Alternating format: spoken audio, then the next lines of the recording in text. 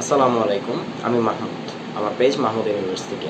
আজকে একটা বিষয় আপনাদের সঙ্গে আসলে আলোচনা করব বিধায় আমি আসছি। টপিকটা নিয়ে বলার আগে আমি একটা কথা বলি প্লিজ। আগেই বলে দিচ্ছি, দয়া করে কেউ এটা খারাপভাবে নেবেন না। এটা আমার পার্সোনাল মতামত। আর হচ্ছিল যে সবার কাছে সব ধরনের ভিডিও বা সব ধরনের কথাবার্তা ভালো নাও লাগতে পারে। সো এক্ষেত্রে আমার ভিডিও অনেকের কাছে ভালো লাগতে পারে, যাদের কাছে খারাপ আছে আমি এক্সট্রিমলি সরি, বাট আমার কথাটা বলতে ইচ্ছে হলো তাই শেয়ার করবো। সেটা হচ্ছে হলো যে এখন রোজার মাস চলতেছে। অলরেডি আমরা সবাই জানি এখন সিয়াম সাধনা মাস, এবং আমরা সবাই রোজা রাখতেছি। তো রোজা রেখে দেখা যাচ্ছে যে কেউ একটা লাইফ লাইন, একটা গাইডলাইন একটা মেনটেন্স করি আমরা। তো এই রোজার মধ্যে আমরা সারাদিন না খেয়ে থাকি, আমরা আল্লাহর জন্য রোজাটা রাখি। নিজেদের গুনাহ মাফ করার একটা ভালো একটা সুযোগ এই সময়। তো এই সময় দেখা যায় যে অনেকে আমরা দেখা যাচ্ছে নামাজ পড়তেছি, কেউ বা দেখা যাচ্ছে আমরা মসজিদে যে কোরআন পড়তেছি, কেউ তেলাওয়াত করতেছি। একটা ভালো একটা গুড একটা লাইফস্টাইল, রিলিজিয়াস লাইফস্টাইল আমরা মেনটেন করি। তো এইখানে দেখা যায় যেটা, সেটা হচ্ছিলো যে এমনও অনেক পার্সন আছে যারা দেখা যায় কি যে বছরের ৩৬৫ দিনও নামাজ পড়তো না, ৩৬৫ দিনও মসজিদের ধারে কাছেও দেখা যেত না, কিংবা কিছু পাবলিক আছে শুধুমাত্র শুক্রবারে অনলি মসজিদে দেখা যেত, এই ছাড়া দেখা যেত না।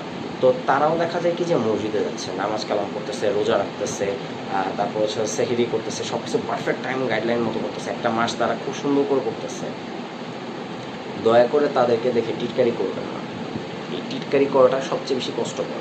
অনেকে আছে এই বিষয়টা নিয়ে মজা বলে কি যে হ্যাঁ, বছরে ৩৬৫ দিন তোমরা তো নামাজ কালাম পড়ো না, কিছু পড়ো না, এখন আসতেছো তোমরা, এখন নামাজ কালাম পড়তেছো, এখন আবার দেখি রোজাও রাখো, আবার হেয়ার করো, ত্যান করো, আরও ব্লা ব্লা ব্লা আরও বলতে থাকে, যাদের আমি এসে নাম কিছু বলতে চাচ্ছি না। আমার জাস্ট বলা খালি একটাই কথা, সেটা হচ্ছে হলো যে মানুষটা যদি চেঞ্জ হইতেছে, ১ মাসের জন্য সে যদি কিছু পড়ে, তো এতে খারাপটা কী ভাই? নাম্বার টু, সেটা হচ্ছে হলো যে আপনি তাকে মানে এনকারেজ না করতে পারেন, আপনি তাকে এভাবে টিটকারি করতে পারেন না। Number three, most important part, সেটা হচ্ছে হলো যে রোজার মাস নিজেকে বদলানোর মাস। রোজার মাস সবাই বদলায়, সব চেঞ্জ হয়ে যায়, বুঝতে পারছেন?